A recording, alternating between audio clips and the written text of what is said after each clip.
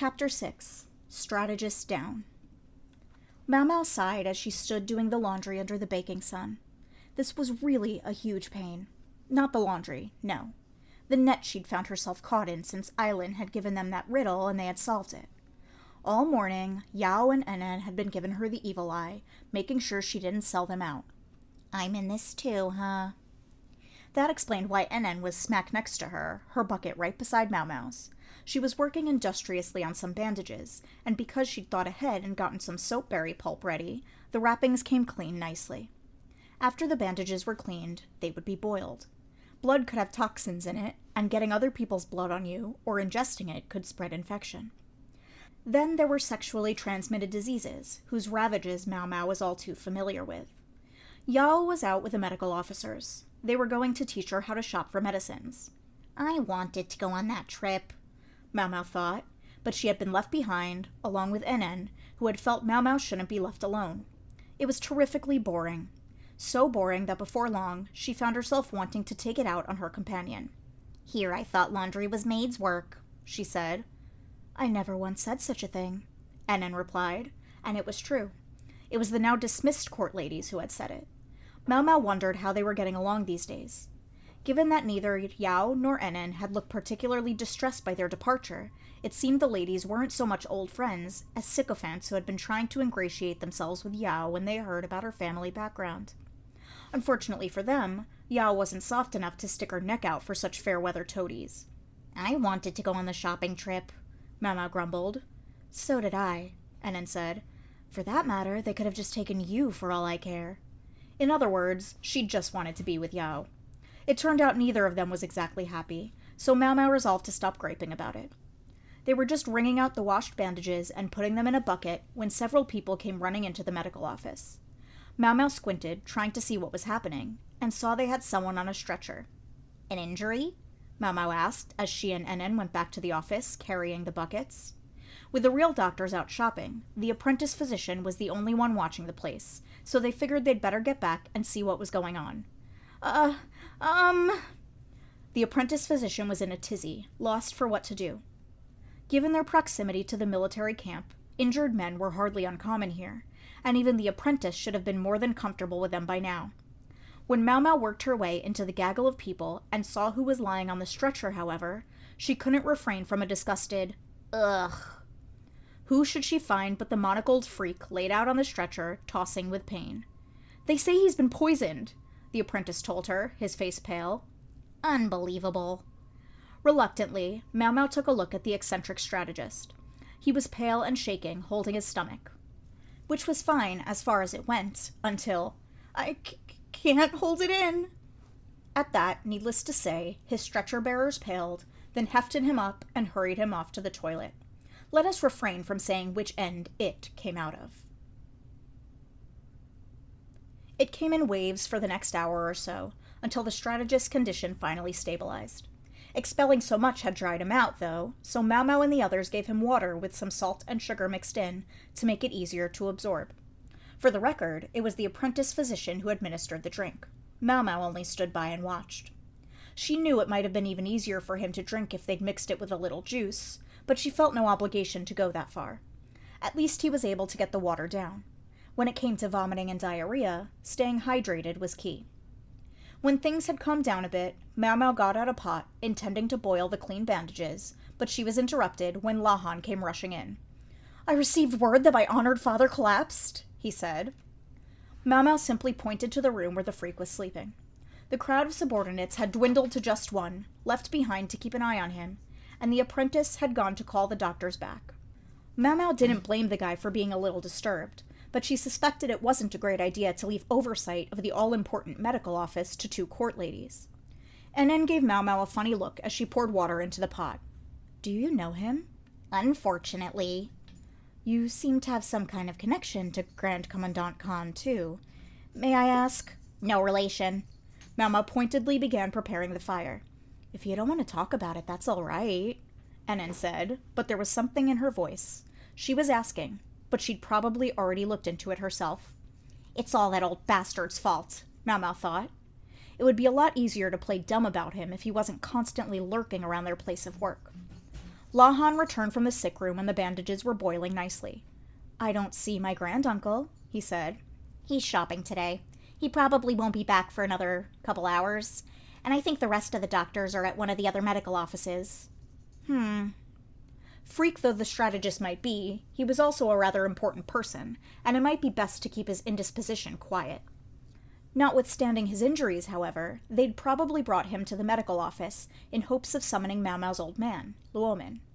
"They said something about him having been poisoned," Ennen ventured as Lahan stood with his arms crossed. Mau Mau realized how unusual it felt to see Ennen taking the initiative like that. "Yes, that's right," Lahan said. "But my honored father isn't just anyone. Who could have managed to poison him?" "Surely there are more than a few people with grudges against him," Mau Mau said, her tone relatively polite. She could have gotten away with speaking less formally to Lahan, but with Ennen standing right there, she decided to mind her words. Anyway, when someone climbed as high as the strategist had, and done it in part by deposing his own father, there had to be as many grievances against him as there were stars in the sky. "My father is an excellent judge of character, if nothing else. I don't believe he would leave someone in his orbit who would poison him." "I agree with you. Take away his ability to judge people, and you're left with nothing but an old man starting to stink of age," Mau Mau said. "How rude. He can play Go and Shogi, you know." "Both of you are positively awful," Ennen said calmly, stirring the contents of the pot with some chopsticks. She was pretty enough that Lahan clearly felt it was worth his while to talk to her. The way his glasses flashed, you could almost see him turning her body into a series of numbers. His gaze was growing dangerously perverted, so Mau Mau gave him a sound smack on the head. "My apologies if this question rubs the wrong way, coming from an outsider, but for my future references, perhaps you might tell me what it was he was poisoned with?" Ennen said. "Good question," Mau Mau replied. "Everyone is using the word poison, but is it possible this is simply from bad food? Did he eat something he found on the ground?" "I have a guard watching him at all times to make sure he doesn't," Lahan said proudly. "You do?" Mau Mau thought. Excuse me." They turned at the voice to find the soldier who had been stationed by the eccentric strategist. He was rather slim and looked somewhat retiring. "Riku-san was something of a pretty boy, too," Mau Mau recalled. Aide-de-camp to the strategist was a military position, but no doubt it involved a lot of paperwork. Now that she thought about it, she realized she'd hardly seen Riku-san recently. Had he been prized away from the strategist? "I wrote down what you asked for," the soldier said. He handed them a ratty piece of paper, some of the characters smudged and indistinct. They spelled out what the freak had been doing and what he'd eaten over the last several days. "Let's see. Immediately before the incident, he was... well, I feel sorry for the Moon Prince. It seems my honored father was intruding on him again," Lahan said. In other words, immediately before falling ill, the freak had been bothering Jinshi. It sometimes seemed like that weirdo didn't even have a job, except when it seemed like he did. Occasionally, he would put his stamp on some important paperwork, or make a snap personnel decision. He might be useful if a war broke out, but in peacetime, he was less helpful than a lantern at midday. While it was one thing to be useless, he had to go bothering everyone else. This says he ate one mooncake and drank some juice, and that he offered the mooncake to the Moon Prince. It also says he was angry that he wasn't offered tea.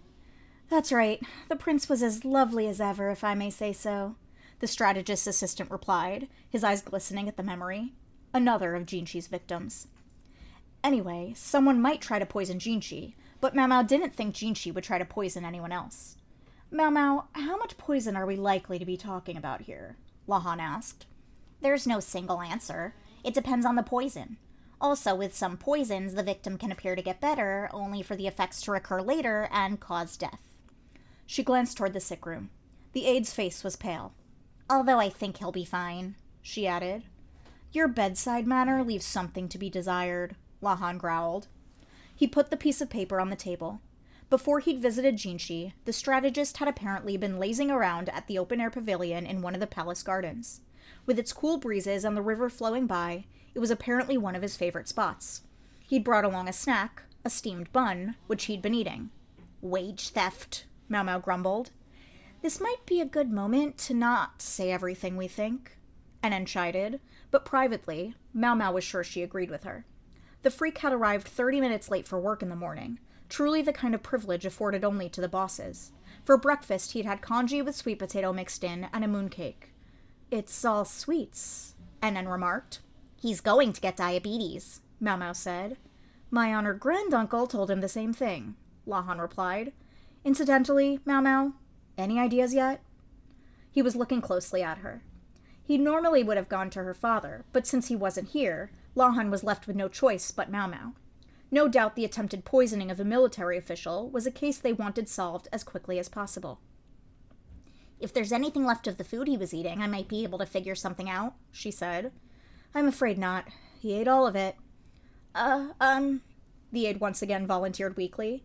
"There's still a few sips of the juice he was drinking." "Can you bring it here? Right away?" Mau Mau asked. "Yes, ma'am." The aide left the room, but was soon back. It took him exactly as long as it took the boiled bandages to dry. "Here it is," he said. He gave her a glass drinking vessel with a wooden stopper, about 1/3 full of pale liquid. The coloration implied grape juice, diluted with water to make it more drinkable. "That's quite large," NN said, looking at the vessel with interest.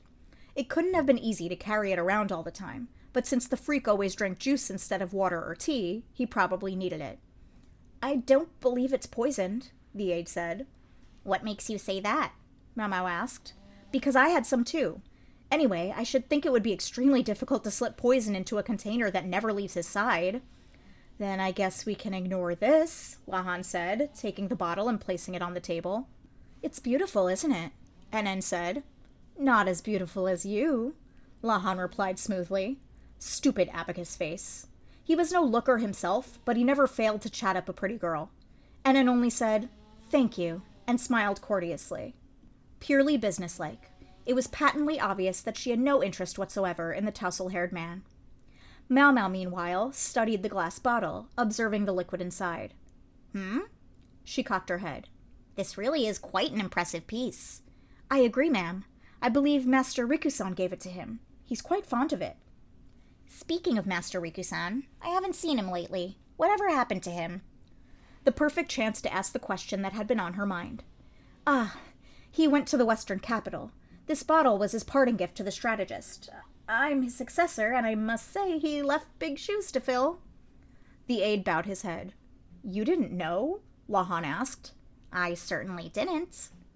She and Riku-san had both been in the Western capital only recently. And now he'd gone back? With Master Gyokuen coming to the capital, he requested that someone knowledgeable about matters in the central regions be sent west in his place. Master Riku-san has gone to fulfill that request, the aide said. Gyokuen, the father of Empress Gyokyo. As father of the Empress, he might well be expected to come to the national center. Mau Mau thought it seemed a bit sudden, but then she'd heard that Empress Gyokyo's son, which was to say Gyokuen's grandson, and if things remained as they were, the future emperor, would be formally presented soon. The Crown Prince's presentation would be a lavish affair, with even VIPs from other nations present, so Gyokuen could hardly fail to attend, even if he was the most powerful person in the Western capital, and even if it was a very long trip. He insisted, and I'm afraid we were in no position to turn him down, Lahan said. And he was so useful. Lahan knew Riku-san well and was clearly distressed by his loss. The strategist's erstwhile aide was able to remember any face he saw even once, which certainly made him an excellent counterpart to the freak himself, who couldn't even tell one face from another. NN probably couldn't follow even half the conversation, but she was listening without too much interest anyway. She seemed like she could be an excellent lady in waiting, for she knew how to keep to herself at the right moments. But then again, it was intimidating when you couldn't be sure how much of the conversation she actually understood. All right, let's get back on topic. As far as who poisoned the strategist, Lahan said. Oh, I've already figured that out, Mau Mau said offhandedly, her gaze still on the bottle. What? Exclaimed all three of the others at once. Well, who in the world was it? Lahan demanded, adjusting his glasses on his face. The freak himself, Mau Mau replied. She flicked the bottle with the tip of her finger. It produced a delicate ring, and the juice inside rippled. You're out of your mind. I think I can say for a fact that my honored father would never attempt suicide, even if he might drive others towards it. Awful, NN interjected. Nonetheless, he put it here himself, right in this juice, Mau Mau said. Hold on a second. It didn't look like there was anything in it. Did he put something in there when I wasn't looking? The aide said. Oh, he put something in it, all right. And he did it right in front of your eyes. Mama pointed to the mouth of the bottle, which was closed with a wooden stopper. Question. I know he always keeps his juice with him, but does he usually have a cup as well? No, he just drinks straight from the bottle. Did you do the same? Drinking directly from it? Absolutely not. When I escorted him back to his mansion last night, we bought the juice on the way home. That's when he gave me some. People frequently purchase drinks using their own containers. The strategist had probably washed an empty bottle, then had it filled with juice. So you bought this yesterday, correct? Yes, that's right. Now she was certain. The strategist had poisoned himself.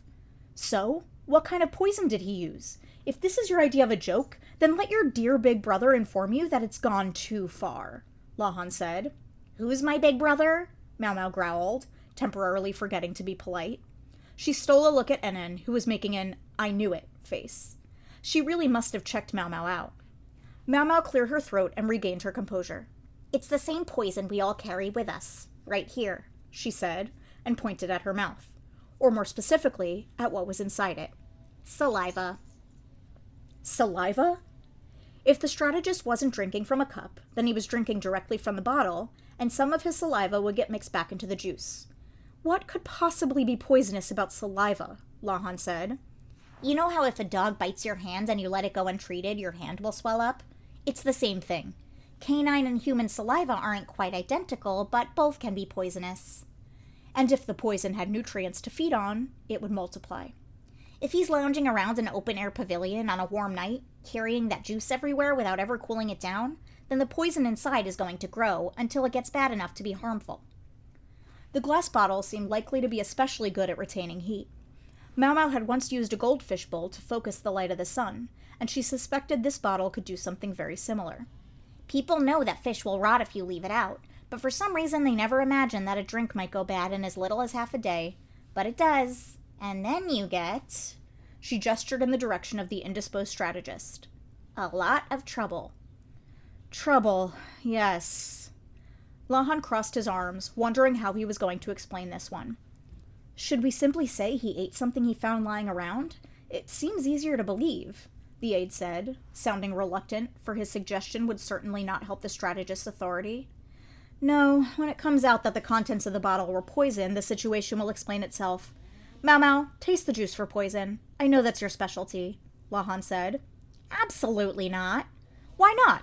Normally you can hardly stop yourself from sampling a poison. Because I'm not drinking from something that old fart put his mouth on. Do you want to try it? Lahan didn't say anything for a moment, but his expression was one of utter comprehension. At length he said, Couldn't you be just a little kinder to him? He is still grieving, you know. I wouldn't want it to go to his head, Mau Mau said flatly. The entire incident had been an all-around pain in the neck. Not long after, the medical officers got back. My goodness, really? Mau Mau's old man asked in exasperation when he heard the story. Enen, meanwhile, looked dejected. Yao was filling out paperwork regarding their purchases and wouldn't be back for a while yet. The freak strategist had seemed basically fine, so Mau Mau had sent him home. Specifically, she'd had him carted away while he was still asleep, lest he wake up and cause even more headaches. At least the medical officers were back, but now she found herself tasked with sorting and organizing the medicine they bought. Mau Mau enjoyed the work, but after the day's event she was awfully tired. Talk about exhausting, Enen said to her. Yeah, Mau Mau replied. Enen had seemed unusually willing to talk to her that day, maybe thanks to Yao's absence. She was fundamentally reticent and not very expressive, so she'd never actually come after Mau Mau herself, who realized now that Enen didn't necessarily dislike her. It was just that with Yao around, she probably didn't talk, much for the same reason Mau Mau didn't. Because talking is a lot of trouble. She was probably a lot like Mau Mau, actually. I think I should apologize for some of what's happened so far, Enen said as she organized some medicine in a drawer. What do you mean? Mau Mau said. The way I've been acting. I know I haven't been terribly nice to you. As for Lady Yao, well, I can only ask you to be generous with her. She was so sure she would enter this job as the top student, but here you are. Top student? Hadn't you heard? The person who gets the best grade on the test is given a slightly different color of hairband. Ah. Mau Mau remembered how her hairband alone had been a darker color. No, I hadn't heard. She'd left the matter of her outfit entirely to Gaoshin, and when he'd brought her a change of clothes, there had been too much badgering on the part of the madam to leave time for explanations. She felt a bit bad about it now, but she was also surprised. She'd figured she had only barely passed the test. Setting aside the general education portion of the test, when it comes to the specialized knowledge, getting even half the questions right is considered good. Enen said. General education? Did that refer to the history and poetry Mau Mau had choked down so unwillingly? She'd wrung herself out for those questions. Oh, how she had worked. Lady Yao swore she got all of the general questions right, so she must have lost out to you in the specialized knowledge portion. I was confident my grade was as good as anyone's too, so I admit that at first I wondered if you'd been hired because of your family connections. Is that what this was all about? Mau Mau said. Her only regret was that if she'd really done so well, it meant she could have afforded to study a little less.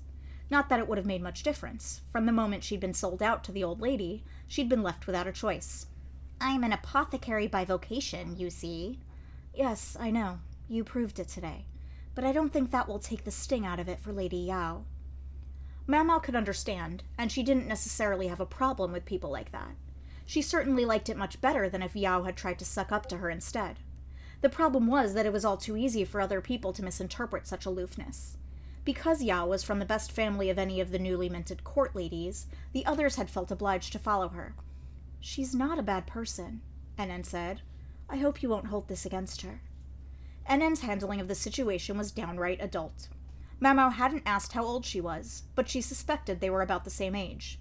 Enen added, Lady Yao is just 15. She still has some growing up to do. Did you say 15? That made her 4 years younger than Mau Mau, yet her body was so developed. She's quite large for her age. Mau Mau didn't specify where. Yes, I've worked hard to help her grow, Enen replied, sounding strangely proud of the fact. If she's just 15, then I guess I can hardly blame her, Mau Mau thought, although she suspected that if she said out loud that Yao was still a bit childish, Enen would get upset. All this still left one issue. Namely, Enen was obviously Yao's attendant, yet she was also quite intelligent in her own right, as evidenced by the fact that she knew a smattering of the Western tongue, which even Yao didn't speak. May I ask you something? Mau Mau said. Yes, what? If I hadn't been here, Lady Yao still wouldn't have been the top examinee, would she? You would have. A fixed smile came over Enen's face. As she was putting away the next medicine in the drawer, she said, Such a thing would absolutely never have happened. Absolutely, huh? Cheating in order to raise one's grade was a problem, but deliberately missing questions you knew the answers to? That wasn't even cheating. Enen was polite and circumspect, but Mau Mau saw she had to stay on her toes around her. She was one shrewd young woman.